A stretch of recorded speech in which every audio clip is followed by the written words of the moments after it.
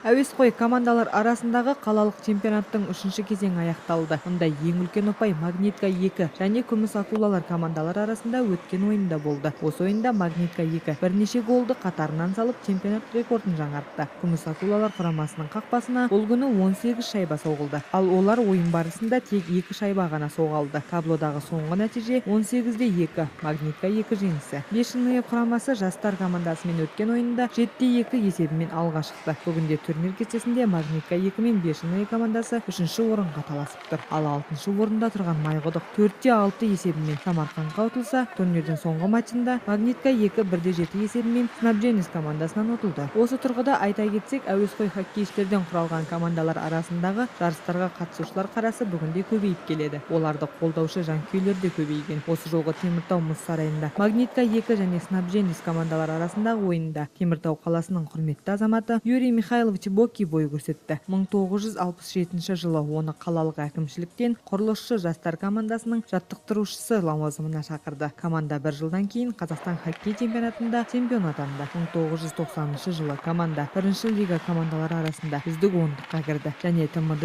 чемпионатына қатысып, Орал-Сібір аймағының жоғарғы лигасының командалары арасында чемпион атанды. Команда хоккей федерациясының алтын медалімен марапатталды. 1999 жылы оған хоккейді дамыту бойынша, сондай-ақ ұлттық құрамадағы ойыншылар мен Қазақстанның олимпиадалық құрамын дайындағаны үшін Қазақстан Республикасының еңбек сіңірген жаттықтырушысы атағы берілді. Это хорошо. Хоккей не умирает никогда. Бұл әрине жақсы. Хоккей ешқашан өлмейтін спорт түрі. Тек бір атап өткім келетіні, әуесқой командалардан бөлек жасөспірімдердің арасындағы ойындарға да сәл назар аударылса. Жастың аты жас қой. Балалар арасындағы хоккейде бұрынғыдай дамыса жақсы болар еді.